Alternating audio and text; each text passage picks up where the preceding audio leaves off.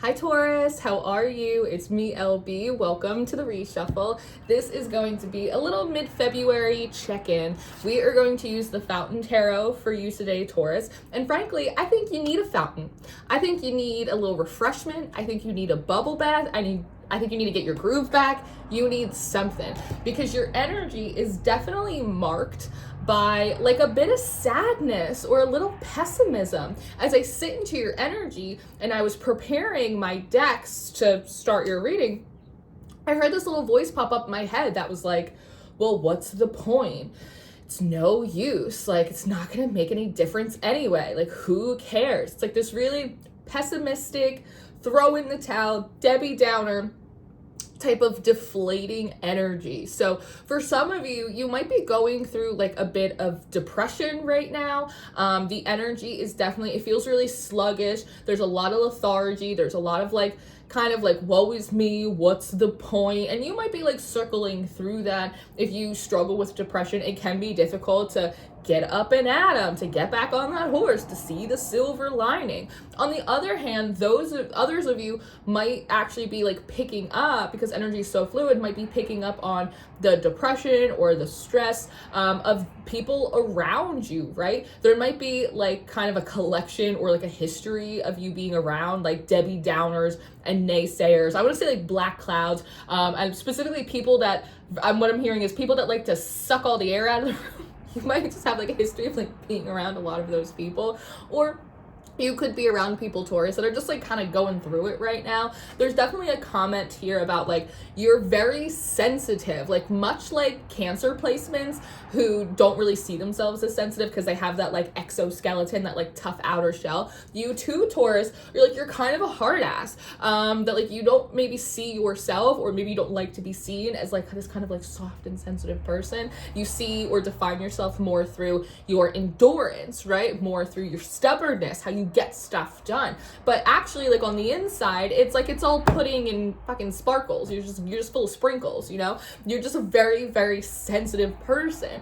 And so there is acknowledgement here of like, maybe you are absorbing a lot of stuff and like you're sensitive and it's like depressing you. Like you're feeling a little bit pessimistic right now. But again, on the other hand, being so sensitive, it's not uncommon for you to be absorbing the energies and the emotions of other people and not realizing that they're affecting how you feel now. So now, Taurus, is a really good time to start increasing your powers of discernment, figuring out like what is your energy, what's my depression, like what's my stuff I gotta work through, and like what is other people's. Because at the very least, if you're noting like, hey, I'm actually okay, but I definitely just felt like a wave of this like really sluggish, pessimistic energy come over me, that's probably like not mine. Then at least you have the ability to decide like if you want to keep that energy and transmute it, because you already have it, it's on you, right? So you can take it and you can transmute it for the betterment of others, for the betterment of yourself. You can transmute it into money or glamour or a stack of pancakes, whatever you like, right? It's your magic practice. But you can also decide, hey, and I'm gonna note something for you, but you could also say, hey, this energy is not mine and I'm going to distance and disconnect myself from it.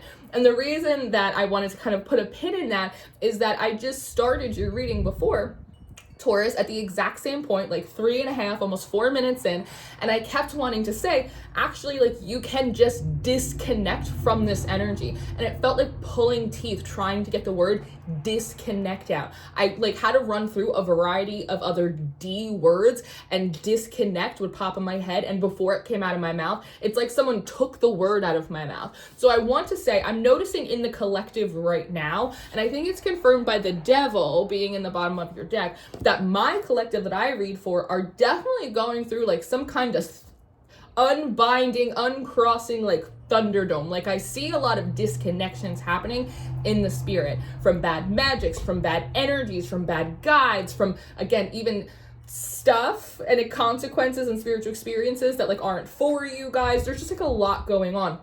There's a lot of separations.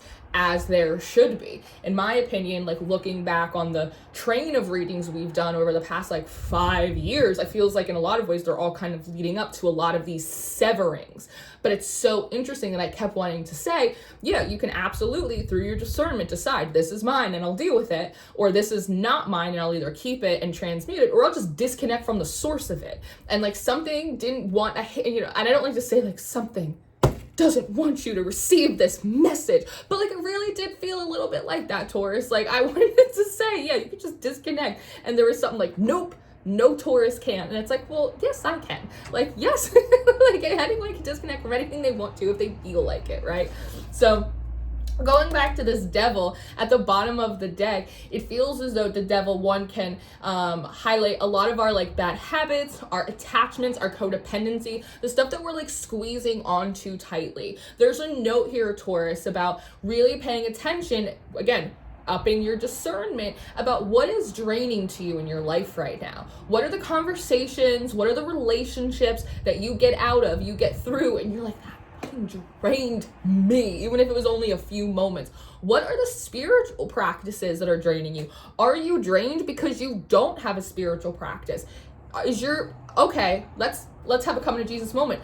Taurus, is your spiritual practice only watching or observing other people's practices? Because it's not, I know it's not for most of you, but there is a note that like watching a bunch of YouTube tarot readings is not a spiritual practice. That's a hobby. You're using the tarot readers online as a substitute for doing your own spiritual work. There's something about that, like we're support staff, like you need to establish your own practice, you need to commune with your own spirits, bounce some stuff off of us, right? But it's not a substitute. So there's something about that, like are there spirits that you engage with? Are there spiritual practices that are draining to you, that do not work for you?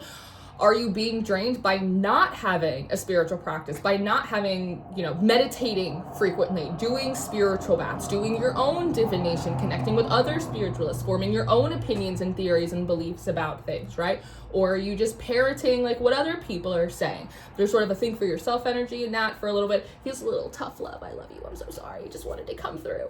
I'm just a talking clown head. But there is a bit of that. There's also something about like media and the internet and all of that stuff. Like, is there stuff that you're watching? Are certain songs like amping you up when really you need to be listening to music or watching shows that are a little bit more grounded, right? There's definitely a note here on that. But with the devil's also like a two-way street. There's always a conversation around the devil about how these people are not chained to the devil, right? So interesting how this is coming through. That how the individuals in the devil card, they're not chained to the devil. They're really chained to themselves. They could walk away at any time. But that's kind of the trickster joke aspect of the devil. That the devil doesn't have to chain you to him.